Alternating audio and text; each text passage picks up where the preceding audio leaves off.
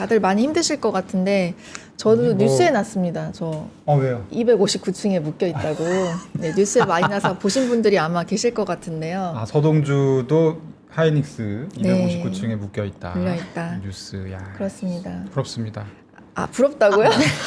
약 올리시나요, 저희들을? 아니요. 지금 우리 다 한 마음이라고요. 그게 아니라 이게 네. 뭔가 사랑을 굉장히 많이 받고 있다. 이런 사랑을 증명이지 않겠습니까? 동정입니다, 대표님. 구분해 주시고요. 259층. 네, 알겠습니다. 259층 이제 금방 또 회복되지 않겠습니까? 근데 너무 그래야죠. 이게 좀 힘들긴 한 것 같아요. 그러니까요. 아니 이게 네. 좀 이게 적게 올라갔다 적게 내려갈 순 없나? 그쵸. 약간 이런 생각이 좀 변동성이 너무 커가지고 네, 들었습니다. 그게 좀 사람의 마음을 들었다 놨다 하는 것 같은데요. 네. 그래도 기운 내서 한번 시작을 해보도록 하겠습니다. 네, 비트코인 같은 경우가 지금 굉장히 아주 안정적인. 그렇습니다. 어떻게 여러분 보면 이제 이럴 한 때 2년 전에 코스피가 지금 비트코인이고. 네, 이럴 때 또 네. 코인으로 들어오시면 네. 근데 네. 지금 약간 2년 전에 한참 그 변동성 심할 때 코인 장세가 사실 코스피로 간 그런 느낌인데 그렇습니다. 일단 오늘 비트코인 무슨 일 있었는지 그렇죠. 한번 구체적으로 들어가 보도록 하겠습니다. 네, 김재희 편장님 오셨습니다. 안녕하세요. 안녕하세요. 네. 왜 이렇게 핏기가 없어 보입니까? 다들 힘든. 아니 제이 편장님도 사실은 들어가 파란- 계시거든요. 아. 네. 네, 말을 왜 못하세요? 파란색. 파란색. 제가 파란 옷 입었다고. 저희 이제 둘 다 네. 하이닉스 주주여서. 네, 하이닉스 두 분 다, 주주이시고. 두 분 다, 네. 아니, 비트코인도 하고 하이닉스도 하고 또 네. 잡코인도 하고 있습니다. 저. 네. 어쨌든 뭐 저희 이게 거울 보시는 느낌이 아닐까 싶습니다. 그렇죠. 네, 시청하시는 네. 분들께서도 네 오늘 만평부터 볼까요? 네, 네. 오늘 비트코인 어제 밤에 예. 나름 괜찮았습니다. 음, 네, 65,000달러 계속 이어가면서 좀 밤에 지표 발표 하나 됐었죠, BPI. 네. 네, 이거 발표되면서 가격이 좀 올랐고 지금은 64,000달러 후반대에서 좀 가격을 이어나가고 있지만 전반적으로 괜찮았습니다. 그래서 미스터 비트코인이 이렇게 차트를 보면서 좋아했다가 트럼프가 나타나서 이제 기름을 끼얹자 좀 당황하는 모습이죠. 그러니까 상방은 아직도 이란과 미국 전쟁 때문에 좀 막혀 있는 상황이다라는 걸 계속 좀 염두에 두셨으면 좋겠습니다. 트럼프를 굉장히 잘 그렸네요 AI가. 네. 저 책상에 잘 그렸네요, 책상에 지금 보니까. 있는 빨간 버튼은 뭡니까? 이거 누르면 급등하는 거라서 네. 투더문으로 투더문. 기다리고 있는 거군요. 네. 아, 누르면 이제 오르는 건데 아직 누르진 못하는 상황입니다. 네, 네, 알겠습니다. 클래리티 법안을 2부에서 좀 자세히 말씀해 주시면 누를 수도 있을 것 같지 않나 라는 생각이 듭니다. 네. 좋습니다. 뭐부터 얘기할까요? 뭐 이란 얘기부터 할까요? 네. 네. 호르무즈 화면이 떴다가 사라졌는데 뭐 미국과 이란은 계속 교전을 닷새째 이어나가고 있습니다. 뭐 진척도 없고 또 갈등 양상이 심화되지도 않고 그냥 그런 상태인데 화해의 기미는 또 보이지 않죠. 이제 뭐 살펴보시면 뭐 미국은 이란의 주요 시설을 계속 공격하고 있고 그리고 대신 이제 하르그 섬에 있는 핵심 정유 시설은 공격하지 않고 있습니다. 그건 의도적으로 피하고 있는 걸로 보이고 이란도 이제 걸프 지역 내 미군 시설들 계속 공격하고 있고 근데 이란 역시 뭐 그 호르무즈 해협이나 그 이름이 좀 어려운데 그 해협이 또 옆에 하나 있습니다. 네, 그 해협까지는 다 제가 이따 한번 말씀드릴게요. 막지 않고 있는 상황입니다. 네. 그래서 좀 레드라인이 넘지 않고 있고 근데 결국에는 이 MOU를 어떻게 해석할지 때문에 결국에 다시 교전이 일어난 건데요.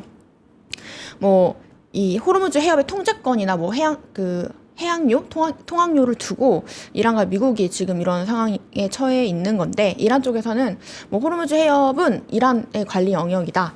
그러면서 뭐 60일간 무료 이후에도 계속적으로 이제 자기네들이 받을 수 있게끔 해야 된다라는 해석을 한 거죠. 같은 조항을 보고. 네. 그리고 미국에서는 아니지 60일 무료 통항 이후에는 그냥 자유화인 거지 왜 네. 그렇게 하느냐 하면서 좀 더 자기네 쪽으로 유리한 그 조건을 가져오기 위해서 지금 계속해서 좀 줄다리기를 하고 있는 상황입니다. 그래서 보시면 뭐 쟁점이 있습니다. 그래서 호르무즈 해협을 실질적으로 누가 이제 뭐 관리할지 그리고 두 번째는 이게 뭐 무료 통행 체제가 유지가 될지 아니면 이제 좀 유료화가 아예 될지 그리고 이 유료화를 하게 된다면 누가 돈을 가져갈지가 뭐 사실 이 둘의 쟁점인 건데 이 모든 쟁점들이 다 국제법상 현실적으로는 좀 다 말이 안 되는 상황이다라는 겁니다. 네. 저번에 저희끼리 얘기할 때는 여기 3프로에서 이야기할 때는 또 뭐 환경을 뭐 좀 보호하는 의미에서 환경 그죠? 환경 서비스 피. 관리 네. 서비스 피 이런 걸로 받을 수도 있다 했는데 그런 이야기는 아직은 없나 보네요. 그 이란이 이제 계속 갖고 있는 옵션 중에 하나인 거죠. 그것도 뭐 이런 보험료 그리고 환경 네. 서비스비 이런 게 다 이제 통학료는 아니지만 간접적으로 이제 매길 수 있는 약간 우회해서 받을 수 있는 그 징수 체제인 건데 호르무즈 해협이 이제 그 통학료를 받을 수 있게 되면 그런 식으로 계속 징수를 하겠다라는 게 이란의 좀 전략인 것 같습니다. 그렇군요. 네. 일단은 뭐 미국 입장에서는요 무료 통항 약속은 약간 좀 뭐랄까 이게 아주 진지하게 하고 있지는 않습니다. 이게 진지하지 않다는 건 어떤 의미일까요? 그러니까 얘기가 나오긴 하는데 네. 이거 본인들도 20% 받겠다 얘기를 했잖아요. 아, 그러니까 그거 자체가 약간 부딪혀요. 아, 물론 이제 그거는 트럼프의 워딩이긴 하지만 네. 오히려 지금 좀 이제 문제가 되는 거는 뭐 급한 거는 제가 볼 때는 이란 쪽이 급합니다. 아, 현재는요. 네. 그러니까 이게 어쩔 때는 이제 미국이 급하고 어쩔 때는 또 이란이 급하고 한데 네. 현재는 좀 이쪽으로 기울어 있는 이란 그러니까 쪽으로. 지금 이란 제가 생각할 때는 예. 이란 쪽에서 그걸 느낀 것 같아요. 이거 휴전 MOU 협상을 하겠다고 하고 예. 협상을 시작을 했는데 이 협상 자체를 미국이 진행을 안 하고 그냥 차일피일 밀어버리면 그러니까 이란 입장에서는 그때 네. 그러는 동안에는 뭐 수출 석유 수출도 할 수 있고 좋기는 한데 그렇죠. 이게 이제 갑자기 마무리가 우리 되고 협상 안 나면. 되겠다. 그러니까 네. 이번에도 협상 그렇게 끝났잖아요. 그렇죠. 트럼프가 니네 안 되겠네. 니네 몹쓸 놈들이네. 이런 거 이제 일방적으로 끝내지 맞아요. 않았습니까? 네네. 이제 트럼프는 사실 지금 11월에 있는 중간 선거에 약간 볼모가 잡혀 있는 상황이란 말이에요. 그렇죠. 근데 중간 선거가 끝나게 되면 네. 이란 입장에서는 그런 어떤 억제기가 없어지는 거거든요. 그러면 또 미국이랑 전쟁해야 되는데 네. 이거 너무 부담스럽다는 거죠. 그렇죠. 네, 그래서 아마 지금 그런 상황이 아닐까 싶고 이란에서는 최근에는 네. 어떤 거 얘기하고 있냐면 지금 이란만 빼고는 호르무즈 다 이용할 수 있게 하겠다라는 게 이제 미국의 얘기인데 이란이 예. 거기다 대고는 뭐라고 했냐면 우리가 석유 수출 못한다면 누구도 석유 수출 못하게 하겠다. 그래서 사우디에서 우회로로 홍해 쪽으로 빠지는 길이 있었거든요. 네. 거기를 이제 후티 반군을 통해서 공격을 하게 시켜서 아. 그게 이제 한 번 또 난리가 났었고 그렇군요. 네, UAE에서 오만 아래쪽으로 이렇게 바로 호르무즈를 거치지 않고 빠지는 그 네. 관이 있는데 예. 그 항구를 또 폭격하겠다 이렇게 이제 얘기를 하고 있는 그런 상황입니다. 그럼 호르무즈 외에도 두 군데를 더 관리하면서 아무도 수출 못하게 하겠다. 그게 이제 이란이 아, 얘기하고 있는 건데 너무하네요. 잘 예. 될지는 모르겠고 일단 좀 그래도 지켜봐야 뭐 됩니다. 아직 뭐 호르무즈나 바브 엘만 대부 해협까지가 다 전면 봉쇄를 또 하고 있진 않고 네. 계속 간보고 있는 상황입니다, 둘 다. 이러다가 이제 그렇죠. 또 둘이 우리 그냥 협상하기로 했어 이러면 또 이제 자산 가격 올라가고 갑자기 네, 또 할 수도 그러겠죠. 있는 거죠. 여태까지 이 상황을 보면은 아, 내일 그렇죠. 다시 갑자기 MOU 다시 한다고 해도 놀랍지 않을 상황이거든요. 근데 이게 네. 제가 볼 때는 쉽지 않습니다. 왜냐하면 지금까지는 미국이 숙이고 들어갔었거든요. 네. 그리고 사실 이제 미국이 명분이 좀 없었는데 이번 휴전을 깬 거는 엄밀히 말하면 이란이 먼저 깼거든요. 그렇죠. 지나다니는 상선을- 유조선 상선 공격하면서 맞아요. 그럼 이란이 먼저 이걸 하자고 해야 되는데 이란 음. 입장에서는 또 이게 최고 지도자 죽은 마당에 그렇죠. 사망한 마당에 여기 숙이고 들어가기가 또 상당히 힘든 그런 이슈가 있습니다. 어쨌든 네. 이거는 저희가 계속 그냥 지켜보는 거 말고는 뭐 답이 없을 것 같고요. 그렇죠. 어제 사실 좀 화제가 됐던 거는 이제 PPI 발표가 나왔습니다. CPI에 이어서 PPI도 시장에 좀 이렇게 좋은 기운을 이제 넣어줬는데요. 네. 다행입니다. 네, 다행입니다. 일단 실제 이제 헤드라인 PPI가 5.5% 네, 전년 대비 기준입니다. 그리고 예상치가 전년 대비 6.2%였는데 하회를 했죠. 그리고 근원 PPI도 보시면 예상치는 전년 대비 5.2% 상승이었는데 실제로는 4.7% 상승에 그쳐서 이것도 시장치를 하회했습니다. 전월 대비 기준으로도 다 이제 전월 대비로는 이제 예상치는 보합 0.0% 근데 이제 실제로는 마이너스 0.3% 내렸죠. 전월 대비 근원 PPI도 예상치는 0.3% 인상이었고 대신 실제 이제 나온 발표치는 0.2%에 그쳐가지고 모두 다 예상치보다 낮게 나와서 여기 일단 시장이 좀 안도했습니다. 다만 워낙 전날 CPI에 사람들이 많이 주목을 했다 보니까 그만큼 시장에 좀 큰 변동성을 주지는 못했고 어느 정도 이제 네. 그 상승폭을 지속시켜 줄 수 있는 좀 작용을 했다라고 볼 수 있습니다. 요거 나오고 나서 65,000까지 올라갔던 건가요? 네, 네. 다시 올랐습니다. 예. 65,500달러 선까지 이렇게 올랐다가 네. 살짝 내려간 뒤 다시 좀 이제 64,000달러대에서 가격을 이어나가고 있죠. 그렇군요. 이게 생산자 물가 같은 경우는 일찌감치 원유 상승분이 비교적 좀 일찍 반영이 됐었어요. 그렇죠. 아, 생산자 네. 물가에 전이가 됐었는데 네. 이런 부분이 지금 좀 빠지고 있다라는 얘기가 이게 지금 그렇게 해석할 수가 있다 보니까 일단은 금리 인상 확률이 또 내려갔습니다. 네. 신기하네요. 절대 그래서 안 내려갈 것 같은데 이제 이게 원래는 이렇게 되네요. 9월의 상승이 이제 네. 패드워치에서 내용이었는데 그게 한 달 더 밀렸습니다. 뒤로. 그렇군요. 이게 MOU의 효과였던 건데, 그죠? 요게 그래서 이게 네. 좀 약간 제가 찾아봤어요. 이게 전문가 물가 전문적으로 하시는 분들 의견을 좀 들어보니까 CPI 때까지는 이거 완전 서프라이즈다. 네. 그랬는데 PPI까지 이렇게 나온다는 거는 좀 이상하다. 왜냐면 휴전이 15일밖에 안 됐었거든요. 네. 그렇죠. 근데 그 2주 영향이 정도? 이렇게 크다고? 약간 이런 느낌. 그래서 지금 네. 가설로 제기되는 것 중에 하나가 네. 중국이랑 사실 정상회담을 하면서 이제 어떤 이렇게 중국에서 우리가 아니죠. 미국이 수입해 오는 거 네. 그런 부분들을 좀 풀어준 게 있는데 아. 그런 게 좀 영향을 미치지 않았겠느냐. 아, 그게 이제 와서 반영이 좀 되고 그렇죠. 그 와중에 또 MOU 2주 동안 됐기 때문에 네, 그게 이제 중첩돼서 같이 중첩돼서. 효과가 나타난 게 아니겠느냐.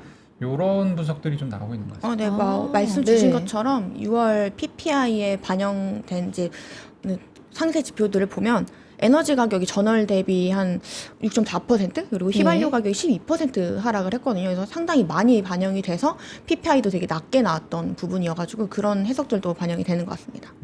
그럼 이제 다 끝난 것 같은데 그건 또 아니잖아요. 네, 그렇죠. 7월 말에 또 PC 제일 중요한 개인 소비 지출이 남아 있기 때문에 사실 연준이 이제 보는 건 그거거든요. 인플레이션은. 예. 그래서 그걸로 이제 많이 판단을 하고 있기 때문에 그런데 일단 생산자 가격이 그러니까 PPI도 중요한 이유가 최근에 AI 투자 확대 많이 하고 있잖아요. 그래서 생산자 단계에서의 가격 압박이 좀 있는데 뭐 이런 부분들이 조금 반영이 되긴 했어요. 그래서 6월 컴퓨팅 장비 가격은 2.5% 그리고 철강 제품 가격은 3.6% 상승을 했고 또 이거는 상승이 계속 이어질 거고 AI 네. 투자가 계속 확대되고 있기 때문에 그리고 지금은 6월 발표이지만 이제 다음 달부터는 이제 발표되는 게 7월 거잖아요.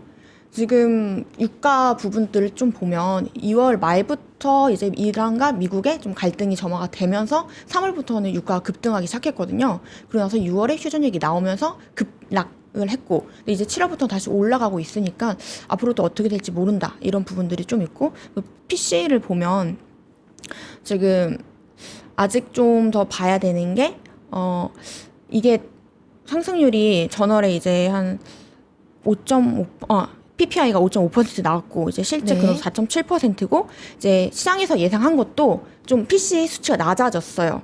낮아졌는데 이게 그럼에도 이제 예상을 했던 시장 쪽에서 뭐 판테온이나 그리고 옥스퍼드 이코노믹스에서 이제 예상치를 좀 냈는데 예. 이제 CPI와 PPI를 좀 봤을 때 판테온에서는 이 코어 PC가 한 0.16% 정도 상승할 수 있다라고 얘기를 했는데 이게 전월 대비. 네, 전월 대비고 그래서 5월 3.4%에서 6월에는 3.3%로 낮아지지 않겠냐라는 전망을 했거든요. 근데 이게 결국엔 그렇게 낮지는 않은 거여가지고 이 PC가 그렇게 또 연준의 물가 그 금리 전망에 좀 이렇게 결정에 좋은 영향을 또 완전히 미칠 정도의 수준은 아니다라고 볼 수 있는 거죠. 안도할 정도는 아니지만 내려가긴 하지만 수 있을 것 같다. 안도할 정도 아니다. 연준이 어떻게든 명분을 만들면 금리는 또 올라갈 수 있는 뭐 조건들을 형성할 수 있다라는 거죠. 네. 이게 이제 어제도 잠깐 얘기했지만 네. 0.17%가 굉장히 전월 대비로 중요한 선입니다. 여기 연율로 환산하면은 2%이기 때문에 연준의 그렇죠. 물가 목표가 되는 것이고 만약에 이제 뭐 일시적이겠습니다만 전월 대비 0.17이 그러니까 12번 이어지면 연준 물가 목표 달성되는 거거든요. 그렇죠. 네, 근데 이제 슬슬 하우스들이 PC 물가가 0.16, 뭐 0.17 네. 이렇게 이제 나오고 있거든요. 그래서 요거는 사실은 상당히 고무적인 내용이기는 합니다. 근데 이제 현재 네. 말씀하신 대로 이게 지금 PCE가 이제 7월 말인데 앞으로 보름 그렇죠. 남았잖아요. 얼마 안 남았죠. 네, 이게 이제 유지가 네. 될지는 모르죠. 이 하루도 안도를 제대로 할 수가 없는 상황이네요. 네. 발표가 이렇게 많았나요? 네. 발표는 원래 이제 정해져 있는 건데 저희가 이제 매일매일 뭔가 하다 변동성의 보니까. 파도를 타다 보니까 시간이 빨리 가는 네. 그런 느낌이 좀 있는 것 같습니다. 멘탈이 무너져 있는 상태라 하루하루가 되게 힘들어서 그런가 봐요. PPI가 어쨌든 발표가 됐는데 뭐 보통은 PPI 발표 후에 다른 것들이 연쇄적으로 변하지는 않는데 어제 같은 경우는 뭐 국채 금리라든지 조금 변화가 있었던 것 약간 같아요. 네. 변화가 있었고 일단 비트코인 차트 보시면 비트코인은 PPI 발표 후에 굉장히 이제 좋았습니다. 여기 보시면 이때가 발표 시점이고 이때 그 전부터 살짝 오르고 있었긴 했는데 발표 이후에 약간 1시간 기준으로는 이렇게 급등하는 이제 1시간 봉이 찍혔거든요. 그래서 굉장히 양봉이 좋았다. 네, 이렇게 볼 수 있고 이 말씀 주신 것처럼 금리 인상 시점도 많이 늦춰졌고 9월 이후로.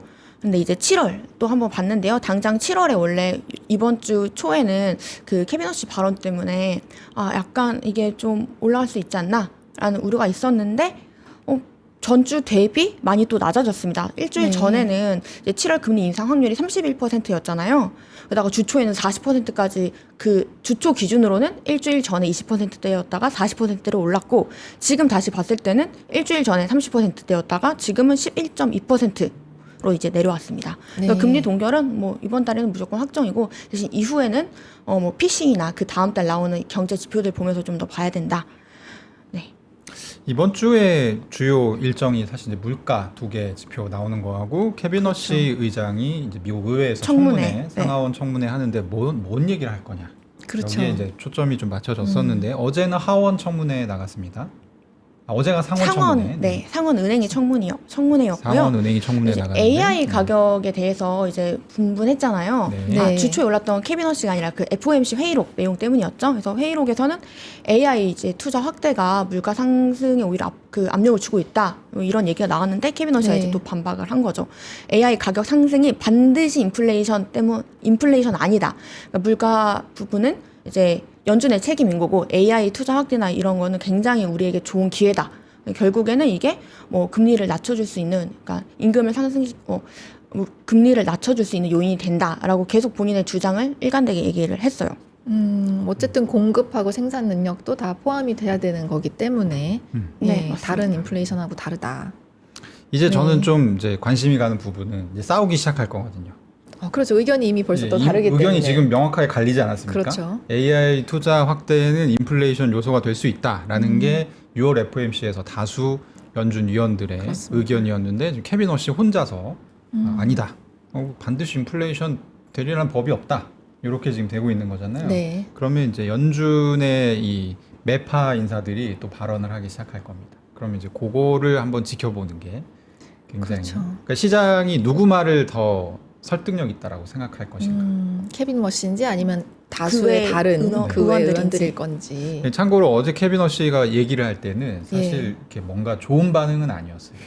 이것 때문에 더 가격이 오르거나 특히 비트코인 같은 네. 경우 그러지는 않았고 사실 어제 대차대조표를 축소하겠다라는 발언을 약간 잠깐 했거든요. 네. 그래서 오히려 시장에는 안 좋게 작용을 했는데 하여튼 나중에 뭔가 발언을 했을 때 특히 최근 들어서 제가 볼 때는 네. 이런 금리 관련한 워딩에 가장 민감하게 움직이는 게 비트코인입니다. 그렇죠. 오히려 이제 반도체 이런 거는 이런 발언들을 신경 쓰지 않아요. 그냥 갈 길을 가더라고요. 네, 자기 갈 길 가는 예. 거고 비트코인이 어떻게 반응을 할지 저희가 좀 지켜보면 좋을 것 같습니다. 그렇습니다. 네. 다음에는 또 JP 모건 소식, 모건 스탠리 소식 가져오셨네요. 네, 모건 스탠리 지난 이제 상반기에 그 비트코인 현물 ETF도 출시했잖아요. 네. MSBT를 출시했는데 그때도 업계 최저 수수료로 출시를 했죠.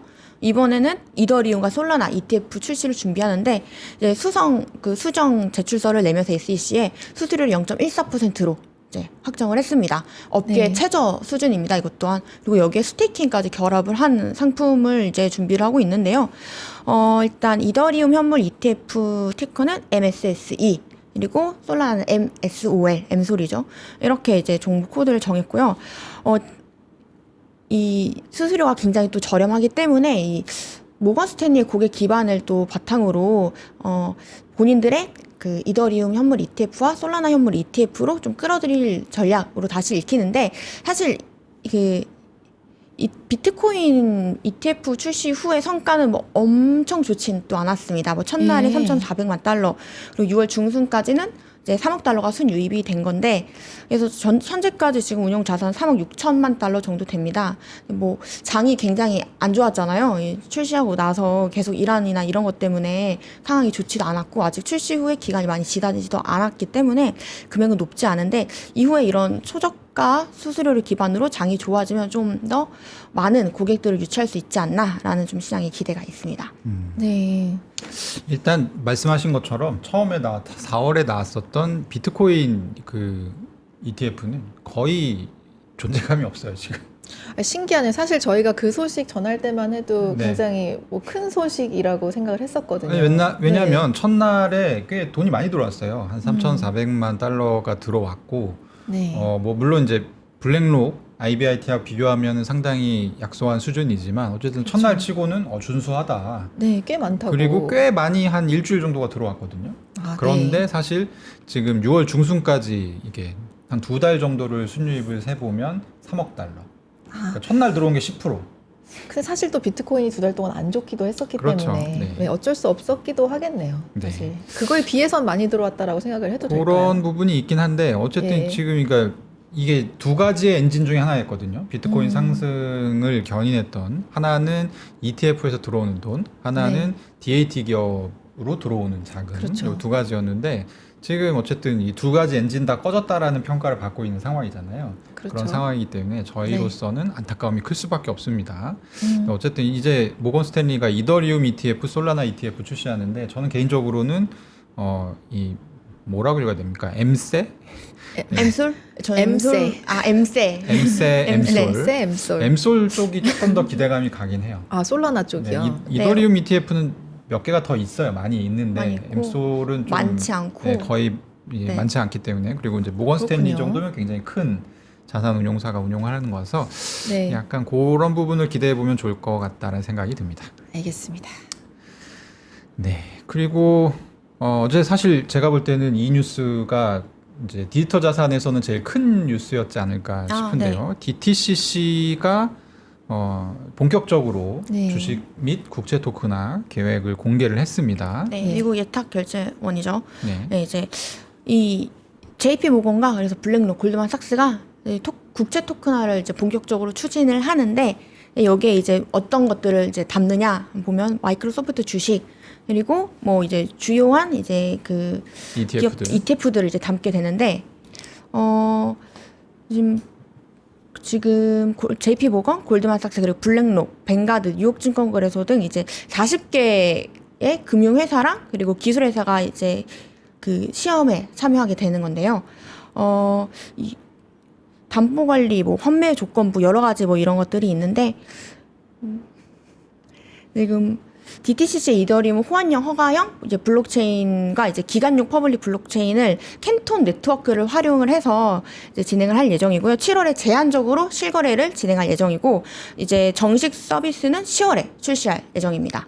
이게 지금 목표고, 지금 SEC가 그래서 러셀 1000의 이제 구성 종목, 그리고 주요 지수 ETF, 그리고 서비스 출시, 그리고 미 국채를 대상으로 해서 이제 한정된 토큰화 서비스를 3년 동안 이제 허용할 예정입니다. 이게 되게 좋은 소식이죠. 이게 핵심이 그래서 뭐냐. 이게 보시면, 랩트 토큰이 아니라, 그러니까 이 랩트 토큰이라는 게 그냥 단순히 이제 토큰이 주가를 추종하는 형태가 아니라, 실제로 이제 권리가 연동된 토큰이라는 점이 좀 되게 의미가 있는 거예요. 네. 그래서, 미국 예탁결제원이 발행한 토큰은 기존 증권과 좀 동일한 종목 코드를 가지고 있고, 그리고 배당이나 의결권, 그리고 소유권, 그리고 투자자 보호를 그대로 인정을 받아요. 그러니까 이게 약간 내가 이게 온체인 같은데 주식과 좀 동일한 보호 권리를 받네라고 생각할 수 있는 상품인 거고요. 그리고 기존 증권과 토큰 사이에서의 약간 그 전환도 가능합니다. 그래서 약간 네. 크로스오버가 가능한 상품이고, 그리고 토큰에는 이제 규제 준수를 위해서 발행, 소각, 그리고 강제 이전, 동결, 거래 중단, 그리고 자산 회수까지 가능하도록 설계가 되어 있습니다. 아무래도 전통 금융권에서 하는 국제 토큰화라 조금 더 이 구조가 네. 다른 새로 들어오는 사람들이 좀 부담스럽지 않을 수 있게끔 장치를 많이 해둔 것 같아요. 이게 그냥 네. 우리가 처음 얘기하던 RWA라는 개념이 처음 나왔을 때의 주식 토큰화가 이겁니다. 아, 이건데 그걸 오히려 다르게 사용을 하고 있었던 거예요? 이거예요. 그냥 우리는 이걸 얘기했던 건데 음. 지금 사람들이 뭐 합성 자산 뭐 이런 거 해서 거래소들이 네. 막 올려가지고 거래하고 있죠. 네, 이게 아니었군요. 네, 합성 이게 자산 아니어서. 쪽이 아니었고. 그러면 이제 어떻게 되냐? 네. DTCC가 요거를 했으니까 월가에서는 이미 지금 이쪽으로 가닥을 잡은 거잖아요. 그렇죠. 그러면 사실 이제 뭐 자기들이 그러니까 이거는 지금 책임과 의무를 다하면서 사업을 하는 모델이고 그렇죠. 여러 가지 합성자산 플랫폼들은 그런 부분들이 좀 덜하기 때문에 소비자 보호라든지 이런 부분이 확실히 이제 약할 수밖에 없고 네. 그러면 이제 규제를 만들겠죠. 그래서 이제 자연스럽게 이제 지금 이제 DTCC가 추진하는 요 모델이 메인 모델로 들어오게 되지 않을까. 네. 그게 이제 제가 생각하는 방향인데 어쨌든 요게 이제 7월 달에 공개가 된다 만다 뭐 얘기가 있었는데 어제 DTCC에서 공개됐습니다. 발표가 있었습니다. 네. 또 좀 중요한 부분, 재밌는 부분은 이제 등록된 기간 지갑끼리는 진짜 온체인 거래처럼 사정 승인된 네트워크이긴 하지만 24시간 동안 이동이 가능해요. 거래가 가능합니다. 이런 점도 네. 되게 좀 유용하게 작용할 것 같습니다. 이런 것들이 좀 이 소식이 비트코인에는 좀 간접적으로 호재가 이제 간접적인 호재로도 작용할 수 있고요. 왜냐하면 비트코인을 결제나 이제 담보 자산으로 쓰는 구조는 아니긴 해서 그래도 이제 뭐 월가 핵심 인프라가 이제 블록체인을 채택을 했다라는 점이 좀 디지털 산업의 이미지를 좀 올릴 수 있는 부분이기도 하고 이더리움에 그래도 제한적이지만 호재로 작용을 합니다. 어쨌든 이제 그 DTCC 앱체인이 이더리움 호환형 이제 하이퍼레저로 이제 기반이 되고 있는 거고 이게 결국에는 좀 이더리움 네트워크의 확대 효과도 가져올 수 있기 때문에 이런 부분들은 좀 간접적으로 더 호재가 클 수 있다. 이 비트코인 대비 이렇게 볼 수 있습니다. 그렇군요. 일단은 7월은 제한적 실거래이기 때문에 네. 아마 요 플랫폼 안에서만 거래가 될 것 같고요. 네. 장기적으로는 이제 10월 이후에 이제 원하는 사람들은 온체인에 올려서 뭐 거래를 한다든지 이런 것도 가능할 것으로 보입니다. 현재 지금 네. 설계된 구조상으로는 어쨌든 공개가 됐고 요 내용 자체는 사실 예전에 이제 예고가 됐던 것이기 때문에 비트코인 네. 가격에는 뭐 그렇게 호재라고 볼 수는 없었습니다. 아, 그렇군요. 그래도 네. 간접적으로라도 말씀하신 대로 살짝 호재가 되었으면 좋겠는 그런 바람입니다. 아니 그렇죠. 근데 네. 이제 어쨌든 요게 이제 예정대로 요 타임라인 진행되고 있다, 착착되고 있다. 요 그거는 뉴스도, 고무적이다. 네, 네. 고무적이다 생각하시면 될 것 다행입니다. 같고 사실 요거보다는 토요일에 아마 연준에서 이제 지니어스 액트 관련해서 규제 사항을 디테일하게 정리해서 공개를 아마 할 거거든요. 네. 그 부분이 어떻게 진행이 되는가가 사실 좀 더 중요한 이슈가 될 수 있을 것 같습니다. 그건 이번 주 토요일이라는 말씀이시죠? 그렇습니다. 네. 네. 알겠습니다. 주말 동안에 또 바삐 한번 살펴봐야겠습니다. 네. 어쨌든 뭐 비트코인 같은 경우는 CPI하고 PPI 연달아서 좀 예상치를 하회하는 바람에 그 덕을 예. 봐서 가격이 조금 상승을 했고요. 요 가격 레벨을 계속 유지를 할 수 있을 것인지 아니면 또 전쟁이 굉장히 격화되면서 가격이 다시 조정을 받을 것인지 그런 부분들이 금토일 저희가 좀 지켜보면 좋을 것 같은 내용인 것 같습니다. 네, 오늘 김재희 편자님 여러 가지 소식 소개 감사드립니다. 네, 감사드립니다. 감사합니다.